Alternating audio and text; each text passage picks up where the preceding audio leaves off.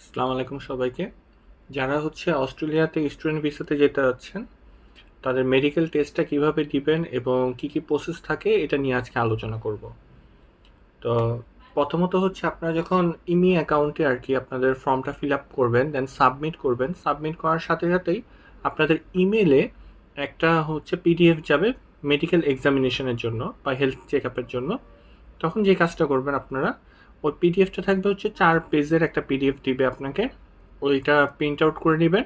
আর print out করে সাথে সাথে বাংলাদেশে ওদের 3টা ক্লিনিক আছে। 3টা ক্লিনিকের যে কোনো একটাতে আপনারা চাইলে মেডিকেল টেস্টটা দিতে পারেন। সেই জন্য ডক্টর ওয়াহাবস ক্লিনিক আছে, তারপর আইওএম আছে, আর গ্রিন ক্রিসেন্ট আছে। এই 3টার যে কোনো একটাতে আপনারা ফোন দিবেন। ফোন দিয়ে অ্যাপয়েন্টমেন্ট নিতে হবে আপনাকে। অ্যাপয়েন্টমেন্ট নেওয়ার পর তারপর অ্যাপয়েন্টমেন্টের টাইমে যেয়ে আপনারা মেডিকেল চেক আপটা করবেন।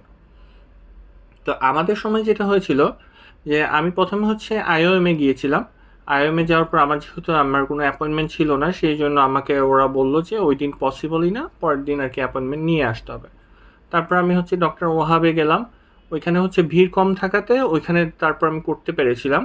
আর ডক্টর ওয়াহাবেও আমি দেখলাম যে সেম সিস্টেম, আপনাকে অ্যাপয়েন্টমেন্ট নিয়েই তারপর যেতে হবে আর কি। তো আপনারা কী করবেন, ওই দিন আপনার অরিজিনাল পাসপোর্টটা নিয়ে যাবেন। তারপর আপনার ইমেলে যে ইমেলটা পাঠানো হয়েছে ইমি অ্যাকাউন্ট থেকে ওই ইমেলটার ওই পিডিএফটা প্রিন্ট আউট করে নিয়ে যাবেন আপনারা। আর তারপর আপনাকে এই সুরক্ষা.com থেকে আপনার যে টিকার সনদ আছে কোভিড-19-এর, ওইটাকে আপনি ডাউনলোড করে ওইটার ফার্স্ট পেজটাকে আপনার প্রিন্ট আউট করে নিয়ে যেতে হবে। আর সুরক্ষা থেকে যখন আপনি টিকা সনদটা ডাউনলোড করবেন, তখন আপনার পাসপোর্ট নাম্বার বসানোর একটা অপশন থাকে সেখানে, সেটাও আপনার বসিয়ে নিতে পারলে ভালো। তারপর আর প্রথম পেজটা লাগবে আপনার ওই টিকা সনদের, যেখানে আপনার প্রত্যেকটা ভ্যাকসিনের নাম দেওয়া আছে যে আপনি এই ভ্যাকসিনগুলো দিয়েছেন। ওই ফার্স্ট পেজটা লাগবে। পরে যে আরেকটা কার্ড থাকে ওই কার্ডটা লাগবে না, জাস্ট ফার্স্ট পেজ। তারপর আপনার ওই হেলথ এক্সামিনেশনের জন্য যে পিডিএফটা দিয়েছে ওইটার প্রিন্ট আউট, আর আপনার মেইন পাসপোর্ট। আর আপনার এইটার জন্য মেডিকেল টেস্টের জন্য আমার সময় খরচ পড়েছে 7,300 টাকা। এটা কমতেও পারে বাড়তেও পারে আপনাদের সময় বা এখানেও আপনার ক্লিনিকও কমতেও পারে বাড়তেও পারে। তো আমি যখন গেলাম ফার্স্টে ওদের রিসিপশনে আমি আমার পাসপোর্ট, তারপর প্রিন্ট আউট করা হেলথ এক্সামিনেশনের যে কপিটা আছে ইমি অ্যাকাউন্ট থেকে যেটা পাঠিয়েছে আমাকে, ওইটার কপি, আর আমার টিকা সনদের ফার্স্ট পেজটা আমি দিলাম ওদেরকে। দেওয়ার পর আমাকে বসতে বললো। তারপর ওরা একটা কাগজ নিয়ে আসলো, ওইখানে সাইন দিলাম। তারপর ওরা একটা রুমে আমাকে ডাক দিল। ডাক দেওয়ার পর ওইখানে আমার অ্যাড্রেস, ইমেল অ্যাড্রেস, নাম এগুলো লেখা আছে। তো ওইগুলো চেক করতে বললো যে ঠিক আছে নাকি। তো আমি দেখে বললাম যে আচ্ছা ঠিক আছে সব কিছুই। তারপর ওরা আমার ছবি তুললো। তারপর আমার ব্লাড স্যাম্পল নিল। তারপর আরেকটা রুমে নিয়ে গেল, সেখানে আমার ওয়েট মাপলো। তারপর আমার হাইট ক্যালকুলেট করলো। তারপর আমার প্রেশারও মাপলো। আর কিছু রোগের নাম বলবে আপনাদেরকে, ওই রোগগুলো আপনাদের আছে নাকি, আপনি থাকলে হ্যাঁ বলবেন, আর না থাকলে তো নাই। আর আপনার আই টেস্টটা নিবে। আপনাকে একটা স্ক্রিনের মধ্যে আপনার আমরা যেটা টেস্ট দেখি ডাক্তারদের কাছে, যে ABCD এরকম লেখা থাকে। তো ওইটা আপনাকে পড়তে বলবে। আপনি ঠিকভাবে পড়লে তো ওকে।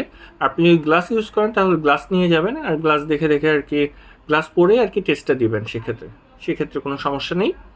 তারপর ওয়েট করবেন। তারপর আপনাকে চেস্টের এক্সরেটা নিবে ওরা। তারপর আপনাকে আবার বসতে বলবে, আপনি বসবেন।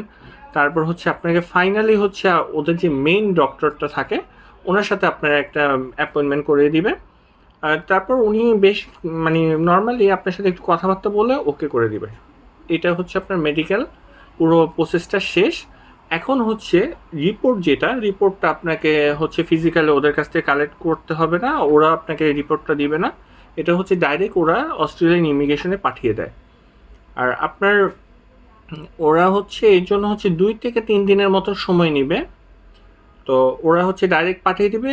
আপনি যখন আপডেটটা হয়ে যাবে, তখন আপনি ওই ইমি অ্যাকাউন্টের মধ্যেই দেখতে পারবেন যে মেডিকেল ক্লিয়ারেন্স প্রোভাইডেড লেখা থাকবে তো এই জন্য আর যদি আপনার অনেকে একটু টেন্স থাকেন যে আপনার মেডিকেলে কোনো খারাপ রিপোর্ট আসেন নাকি বা কিছু, যদি কোনো খারাপ কোনো রিপোর্ট আসে সেক্ষেত্রে হচ্ছে ওনারা আপনাকে ডাইরেক্ট নক দিবে, আপনার মেডিকেল থেকে আপনাকে ডাইরেক্ট নক দিবে, নক দিয়ে আপনাকে বলবে যে এরকম এরকম রিপোর্ট আসছে। তো আপনি তো নিজেও জানবেন যদি আপনার কোনো রোগ টোগ থেকে থাকে, যদি ধরা পড়ে আর কি। তো সেক্ষেত্রে আবার অস্ট্রেলিয়ান, আমি এটাও দেখেছি যে অস্ট্রেলিয়ান ইমিগ্রেশন ডিপার্টমেন্ট আবার অনেক সময় দেয় অনেককে। আমি দেখলাম যে অনেকের 6 মাস পরও ভিসা হয় আর কি, মেডিকেল ইস্যুর জন্যই। সো আপনার যদি কোনো নর্মাল রোগ থেকে থাকে তাহলে আপনি রোগটাকে সারিয়ে তারপরও আপনি চাইলে মেডিকেলটা ক্লিয়ার করে নিতে পারবেন। এটা নিয়ে আর কি অত চিন্তার কিছু নেই। ডাইরেক্ট হচ্ছে মেডিকেল বোর্ড যদি সব কিছু ওকে থাকে তাহলে ডাইরেক্ট ওরা পাঠিয়ে দিবে, আর যদি কোনো সমস্যা থাকে তাহলে আপনার সাথে যোগাযোগ করবে আগে। তো এই হচ্ছে মেডিকেলের আপডেট। সবাই ভালো থাকবেন, সুস্থ থাকবেন। আসসালামু আলাইকুম।